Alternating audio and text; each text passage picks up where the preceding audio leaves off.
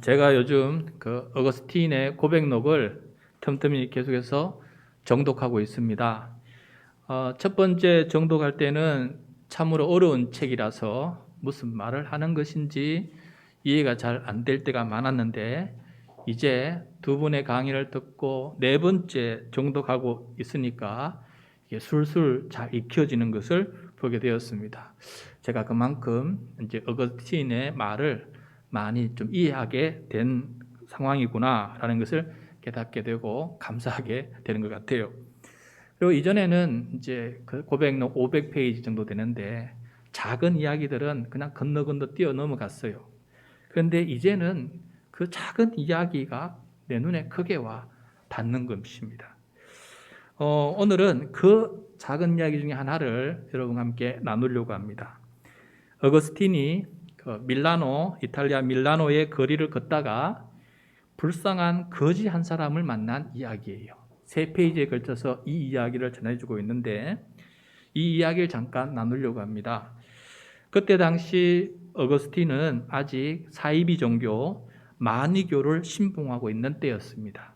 그리고 결혼하지 않고 성적 만족을 위해서 10년 동안 동거하는 여인과 함께 살고 있었고, 또 그 사이에 낳은 아들도 하나 있었습니다. 그러나 밀라노에서 수사학 교수로 활동하면서 명성을 떨치고 있었어요. 굉장히 유명한 그런 교수가 되어 있었습니다. 그날은 어거스틴이 로마 황제를 찬양하는 연설을 준비하고 있었어요. 그 많은 사람 중에 어거스틴이 로마 황제를 찬양하는 연설을 맡았기 때문에 그가 얼마나 명성이 있었는지를 알 수가 있습니다. 황제를 찬양하는 연설은 많은 거짓말을 해야 된다라고 고백하고 있어요. 그래야 황제를 더 높이고 또 군중들이 황제에게 함성을 지르면서 만세 만세 외칠 수 있도록 그런 연설을 만들어야 되기 때문에 그랬습니다.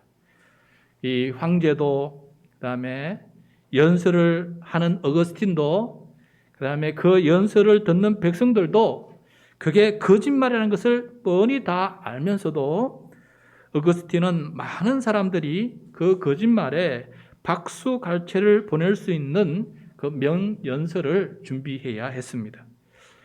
황제가 기분이 좋으면은 오늘날로 하면은 도지사 자리 정도는 얻을 수 있는 그런 좋은 기회가 어거스틴에게 주어진 것이었어요.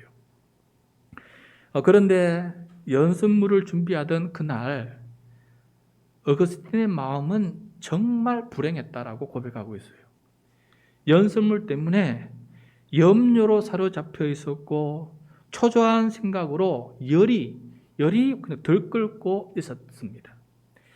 그래서 머리를 식힐 겸 밀라노 거리를 나서게 되었어요. 거리를 걷다가 불쌍한 거지 한 사람을 보았습니다.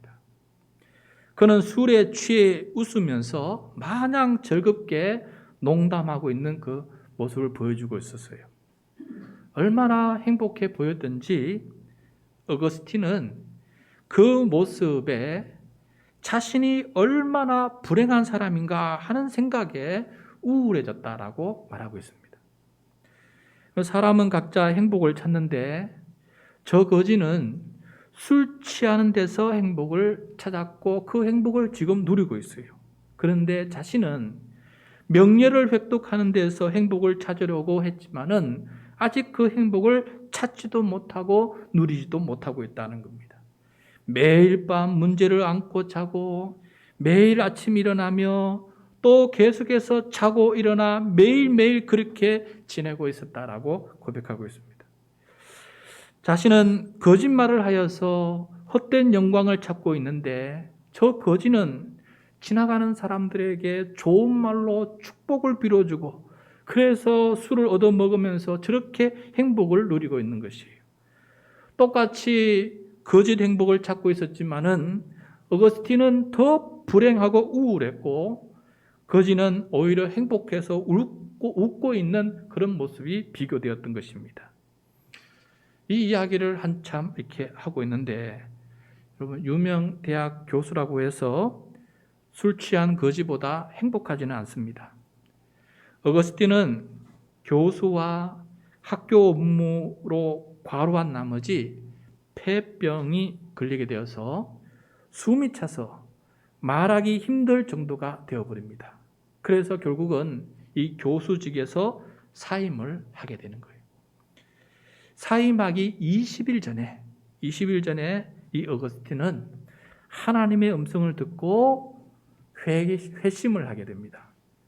그때 어거스틴은 자신을 불행하게 우울하게 만든 그 정체를 깨닫게 되었어요. 그것은 바로 육신의 정욕, 안목의 정욕, 이생의 자랑 때문에 생긴 괴로운 불안이었던 것입니다. 그래서 자기는 거기에서 해방되어서 하나님 안에서 기쁨을 누릴 수 있게 되어서 얼마나 행복한지 그 해방의 기쁨을 시편 4편을 통해서 고백하고 있는데, 특별히 7절과 8절을 통해서 그 마음을 대신 표현하고 있는 것을 보게 됩니다. 우리 같이 한번 읽어볼까요? 시작. 주께서 내 마음에 두신 기쁨은 그들의 곡식과 새 포도주가 풍성할 때보다 더하니이다. 내가 평안히 눕고 자기도 하리니 나를 안전히 살게 하시는 이는 오직 여호와이시니이다. 아멘. 주 안에 있는 기쁨으로 이제는 평안히 눕고 자기도 하는 풍성한 구원의 삶을 누리게 되었다라고 이렇게 고백하는 것을 보게 되었습니다. 교회 여러분, 곡식과 새 포도주가 풍성할 때보다 더 큰 이 마음의 기쁨이 주 안에서 발견할 수 있기를 축원합니다. 주님께서 또 우리의 마음을 안전하게 해주셔서 평안히 눕고 또 자기도 하는 그러한 안정된 행복이 우리의 마음속에 가득 넘치기를 축복합니다.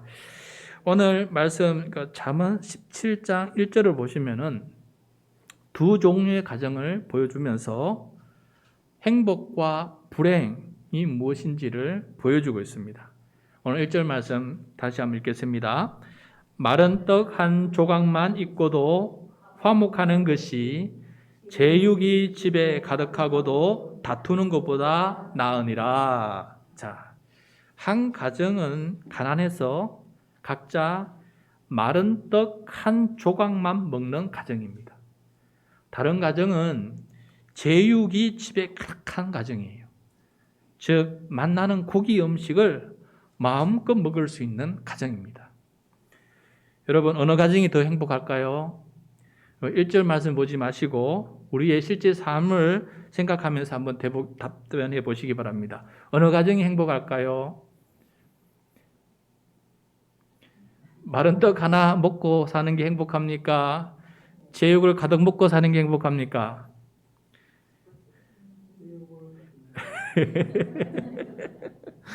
네, 맞습니다.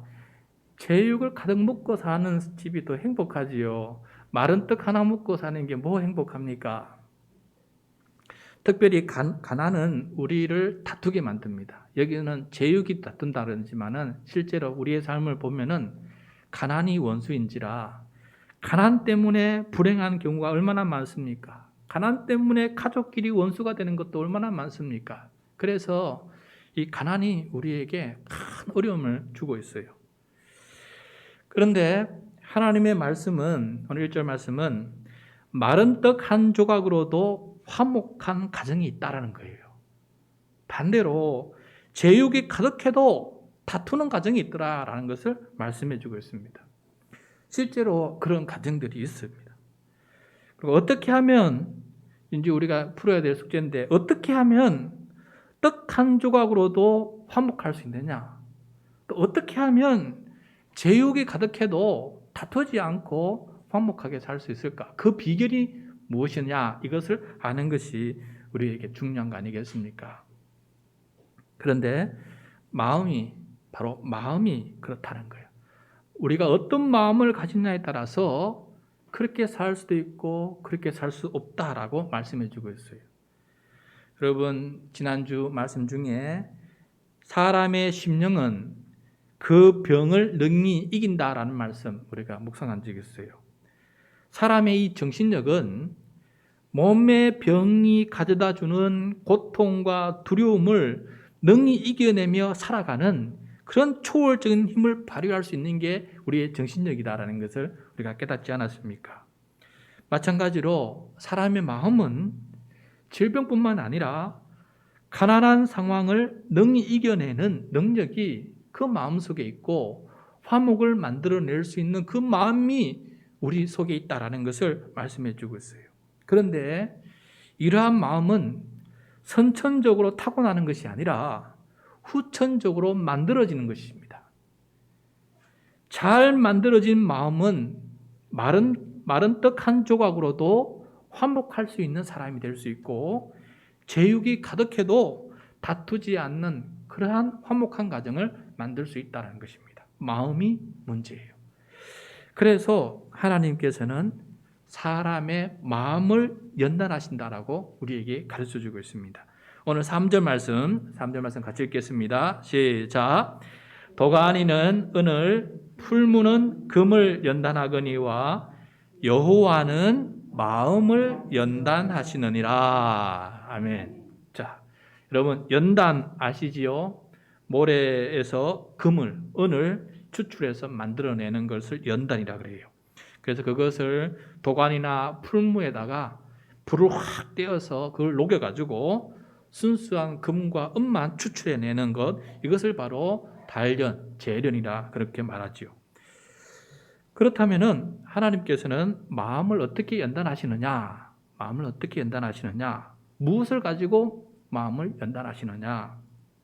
바로 하나님의 말씀으로 우리의 마음을 연단하신다는 거예요.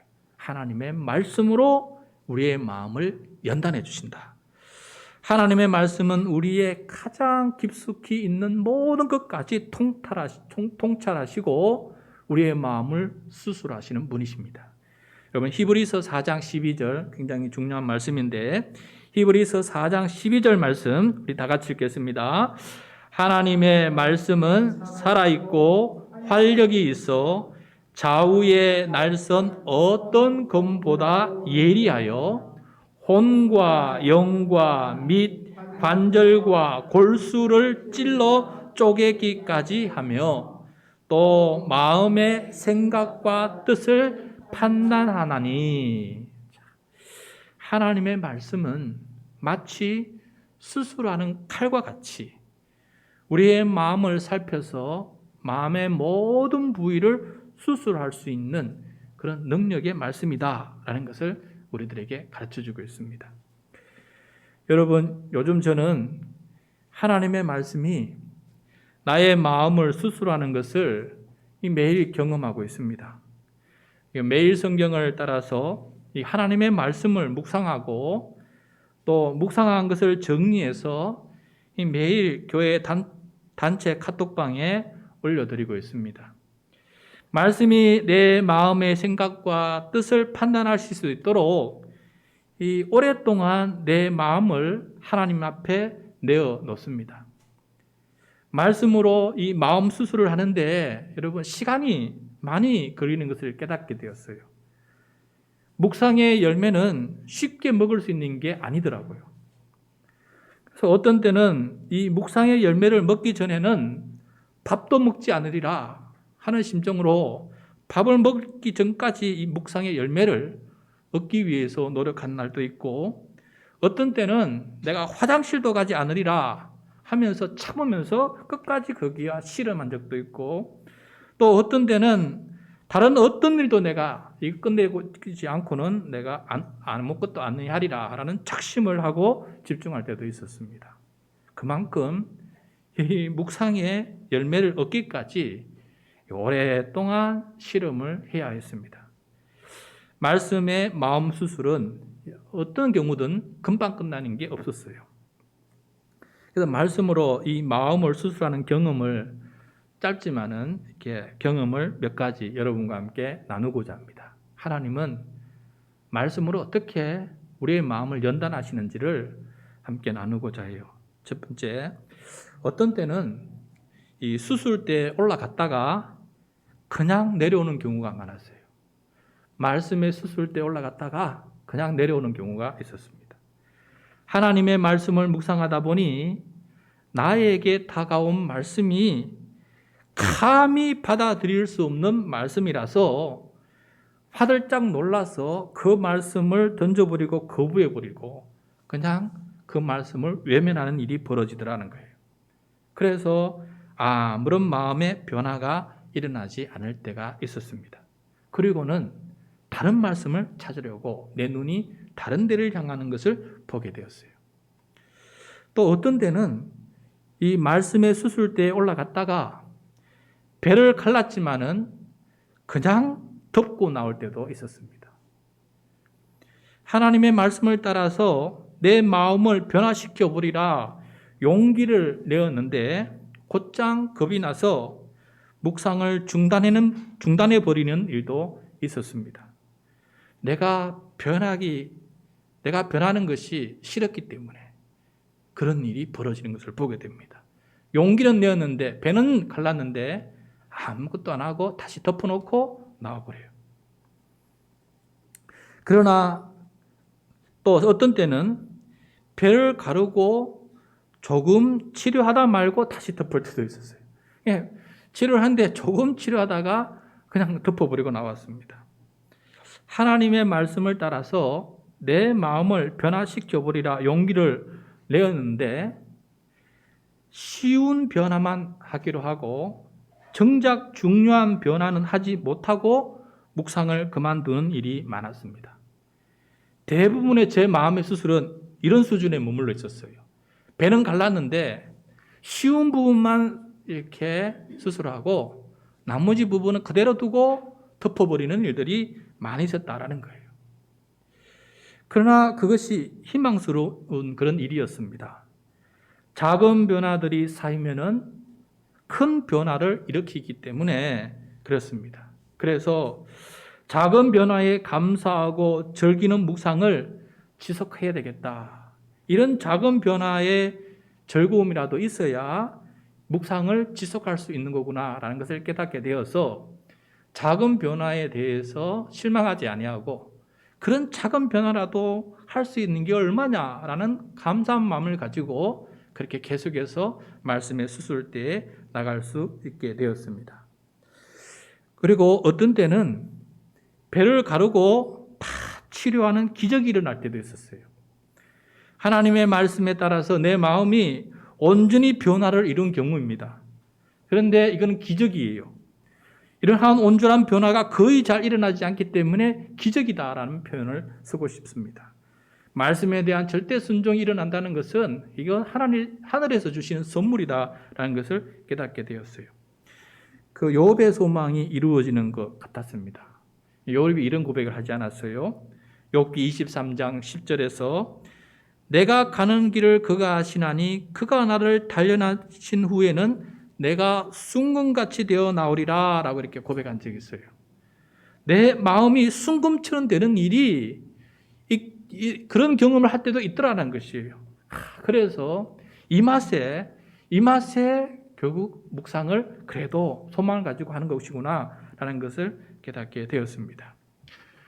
또 어떤 때는 말씀의 수술대에 올라서 배를 가르고 보았더니 이전에 치료한 곳이 다시 도져서 재치료가 필요한 것을 발견하거나 또 옆에 또 다른 곳에 문제가 있음을 발견할 때도 있었습니다. 하나님의 말씀을 따라 내 마음이 변화되었다라고 생각을 했는데 다시 내 마음이 과거로 돌아가 버린 경우를 많이 발견하게 되었습니다. 재발하고 또 재발하고 이제는 재발할 뿐만 아니라 전이까지 해놓고 있었어요. 변화해야 할 것들이 더 많이 있음을 발견하기도 합니다. 이러다가 도대체 마음을 치료할 수 있을까 하는 의구심이 들 때도 있었습니다. 계속해서 말씀을 묵상할 필요가 있을까? 변화가 없이 제자리를 맴돌고 있는데 이런 수술을 시간 들여서 계속해 마로 하는 그러한 실망과 절망을 느낄 때도 있었습니다. 이것을 이겨 나가는 것이 참으로 힘든 그런 모습이었어요. 이렇게 하나님의 말씀으로 내 마음을 수술하면서 또한 느낀 것은 하나님의 말씀은 아주 훌륭한 수술 의사인데 내가 그 의사에게 내 몸을 온전히 맡기지 못하고 또 내 마음을 온전히 맡기지 못하고 의심하고 또 거부하고 있는 저의 모습을 보게 되었습니다. 아직 하나님을 100% 신뢰하는 믿음이 없더라 하는 것입니다. 정말 이 말씀대로 살면 말씀대로 이루어질까 하는 의심이 많이 일어나는 것을 보게 되었어요. 그래서 말씀 묵상은 나의 믿음을 체크해 주는 것이구나 라는 것을 깨닫게 되었어요. 여러분 병원에 가면은 혈압계가 있습니다. 거기에다가 팔을 집어넣고 있으면은 이 혈압계가 내 팔을 꽉 조였다가 천천히 풀어주면서 내 맥박을 측정해 줍니다. 그때 나도 내 팔의 맥박을 처음 느끼게 돼요. 아, 내 맥박이 이렇게 뛰고 있구나 하는 것을 느끼게 됩니다. 이처럼 말씀을 묵상하다 보면은 내 믿음의 맥박이 느껴집니다. 내 믿음이 크게 뛰고 있는지 아니면 적게 뛰고 있는지 이 말씀을 묵상해 보면은 측정이 되는 것을 보게 돼요. 그래서 하나님의 말씀은 내 믿음을 측정해 주고 내 믿음이 어느 정도인지를 나에게 알려주고 그리고 또 믿음에 도전을 해주는구나 하는 것을 깨닫게 되었습니다. 또 이 마음 수술은 마취제 없이 하는 수술이라는 것을 깨닫게 되었어요. 수술을 하면은 마취를 하는데 하나님의 말씀으로 마음 수술하는 이 수술은 마취제가 없었습니다. 마취제를 맞고 자고 일어나면은 여러분 자동적으로 수술이 다 끝나 있는 그런 수술이 없었어요. 이 말씀 묵상 수술은 항상 아픔이 있고 또 고통이 다 느껴지는 그러한 수술이었습니다. 내 쉬는 소리도 들리고 또 어떤 데는 하나님께서 힘들지라고 하는 소리도 들리고 그래서 이 수술은 말씀의 수술은 힘이 드는 수술이다. 마취제가 없는 수술이다라는 것을 깨닫게 되었어요. 그런데 나의 이 아픔은 다른 사람들에게 위로가 되는 놀라운 힘이 있다는 것도 깨닫게 됐어요. 마음 수술을 하면서 경험한 내 마음의 진통이 다른 사람의 마음을 진동시키는 나의 진통이 다른 사람을 진동시키는 그런 힘이 있다는 것을 깨닫게 됐어요. 매일 묵상하는 것을 서로 나누는 목사님이 계시는데 그 목사님이 이런 나눔을 하시는 것을 읽으면서 제가 힘을 얻었어요. 그분이 이렇게 적었습니다. 기도 하나 제대로 배우지 못했다. 꾸준히 통독하는 법도 배우지 못했다. 독서는 더더욱 그렇다. 또 이런 말을 했습니다. 은혜로 산 것은 맞는데 성숙한 지도자가 되었는지를 묻고 나는 좌절한다. 이렇게 적어놓은 것을 읽게 되었습니다. 이 목사님의 아픈 묵상을 읽고 있는데 제 마음이 오히려 힘이 되는 거예요. 그래서 제가 댓글을 이렇게 남겼습니다. 목사님의 이런 고백이 왜 저에게는 오히려 격려와 힘이 될까요? 히읗 감사합니다. 이렇게 적었어요. 왜 목사님의 이러한 실패가 나한테는 오히려 힘이 되고 격려가 되는지 모르겠습니다. 감사합니다라고 댓글을 남겼어요.